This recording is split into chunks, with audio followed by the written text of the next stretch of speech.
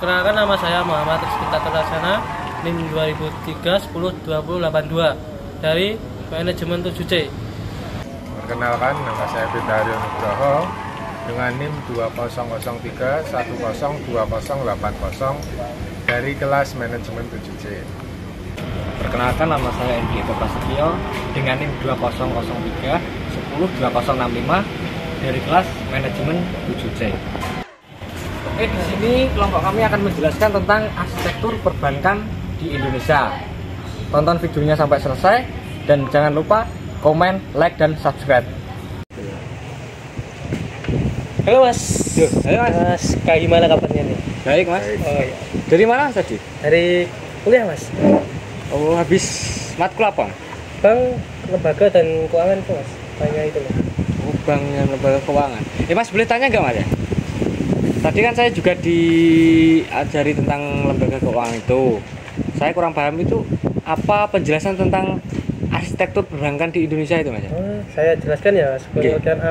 Arsitektur perbankan Indonesia yang merupakan suatu kerangka dasar pengembangan sistem perbankan Indonesia yang bersifat menyeluruh untuk rentang waktu 5-10 tahun ke depannya Mas, dengan tujuan untuk memperkuat fundamental industri perbankan di Indonesia. Bank Indonesia mulai tahun 2004 berusaha menerapkan arsitektur perbankan Indonesia itu Mas. Oh gitu Mas ya? Ya. Itu penjelasannya tentang arsitektur perbankan di Indonesia. Yang pengertiannya itu Mas. Nah, saya mau tanya ya tujuan didirikannya arsitektur perbankan di Indonesia itu apa Mas? Tujuan sampai dari, tahu ya. Tadi ya sudah dijelaskan Mas Catur bahwa API merupakan suatu kerangka dasar dalam pembangunan sistem perbankan yang ada di Indonesia. Di situ API juga memiliki tujuan yakni untuk pengembangan sistem perbankan yang ada di Indonesia yang bertujuan menciptakan sistem yang kuat dan efisien. Guna untuk apa itu? Menciptakan sistem perbankan yang sehat dan kuat, ya kan? Untuk mendorong perekonomian nasional. Jadi gini Mas, tadi kan saat matkul bank dan lembaga keuangan juga dijelaskan bahwa dalam API itu terdapat 6 pilar. Apakah Mas masih ingat tadi yang dijelaskan saat di perkuliahan? Ya, tadi saya sedikit ingat itu di dalam aspek API itu terdapat 6 pilar Mas ya. Yang saya tangkap itu yang pertama kan ada struktur perbankan, yang kedua itu ada pengaturan perbankan, yang ketiga ada pengawasan perbankan, yang keempat itu ada manajemen perbankan, yang kelima infrastruktur perbankan, yang terakhir itu perlindungan nasabah. Itu 6 tadi itu aspek pilar yang ada di API itu Mas. Oh begitu ya Mas. Dari 6 pilar tadi sebenarnya pas mata kuliah itu saya kurang paham terhadap yang pilar ketiga itu Mas, yang tentang apa, peningkatan fungsi pengawasan dalam perbankan yang ada di Indonesia itu gimana pilar ketiganya? Oh ya Mas, di dalam pilar ketiga itu kan kita membahas tentang peningkatan fungsi pengawasan. Nah, terus fungsi pengawasan itu kan ada masalah yang harus diselesaikan atau kita mencari atau mengimplementasikan dari masalah tersebut. Gitu. Ya, saya mau menjawab masalah pertama. Gini Mas, ketidakcukupan sumber daya manusia, yang artinya itu Badan Pengawasan seringkali menghadapi keterbatasan sumber daya manusia, teknologi, dan keuangan. Keterbatasan ini dapat menghambat kemampuan beliau untuk melakukan pengawasan yang efektif terhadap institusi keuangan itu Mas. Itu yang penjelasan pertama. Yang pertama begitu ya. Saya coba mengingat-ingat. Untuk yang kedua itu apakah yang tentang perkembangan teknologi itu ya Mas ya? Mungkin salah satu contohnya seperti keuangan digital dan blockchain itu ya. Iya. Hal tersebut tentunya juga menciptakan tantangan baru dikarenakan adanya perkembangan teknologi dari segi pengawasan pun tentunya juga akan mengalami perkembangan. Nah itu gimana Mas perkembangan yang dihadapi itu pengawas untuk Mas Catur, apakah bisa menjelaskan? Begini Mas, saya itu ya jawab ya, benar gitu. Yang mengimplementasikan itu kan gini, dalam peningkatan sumber daya, pemerintah kan harus mengalokasikan sumber daya yang menjadi sumber daya memadai kepada badan pengawas untuk memastikan bahwa mereka itu memiliki personil, teknologi, dan sumber daya yang cukup untuk melaksanakan tugas mereka dengan efektif dan baik. Saya akan menambahkan sedikit lagi Mas ya. Gini Mas, dalam pengembangan teknologi yang terus berkembang harus diimbangi badan pengawasan yang memahami teknologi dengan yang efektif. Nah, yang kedua itu menginvestasikan dalam teknologi pengawasan baru dan analisis data canggih untuk mendeteksi pola-pola perilaku yang mencurigakan. Yang biar bisa menjelaskan apakah kurang jelas? Ya, benar Mas.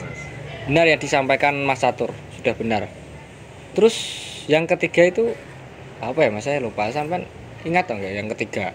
Yang ketiga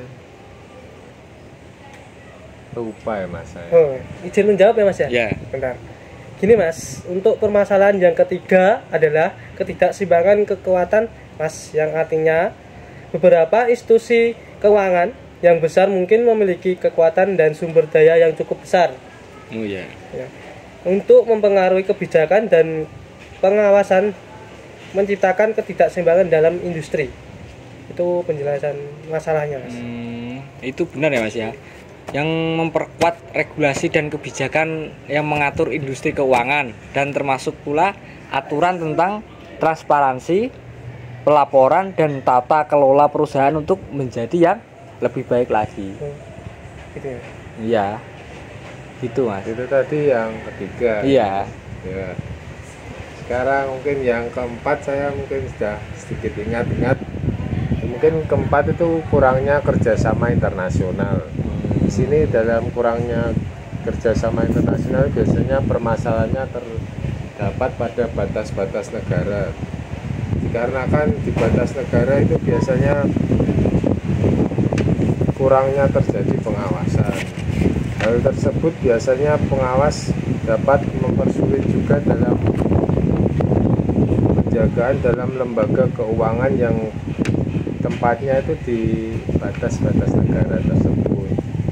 Dalam hal ini implementasinya untuk peningkatan kerjasama internasional bisa didorong dengan kerjasama aktif antara badan pengawas keuangan di berbagai negara untuk menghadapi tantangan baru di lintas perbatasan internasional ini, karena banyak terjadi biasanya itu kejahatan seperti pencucian uang dan banyak kejahatan keuangan lainnya. Mungkin di situ permasalahan yang terjadi. Ya Mas, itu benar, penjelasannya lebih jelas Mas. Ya. Ya, saya mengenai peningkatan fungsi pengawasan di Belar. Yang ketiga dalam penjelasan arsitektur perbankan Indonesia, itu jelas Mas. Sudah paham saya. Saya akan menambahkan poin yang terakhir Mas ya. Dan untuk yang terakhir itu saya jelaskan, untuk kurangnya kerjasama internasional untuk masalah pengawasan seringkali menjadi batas dari negara-negara tersebut.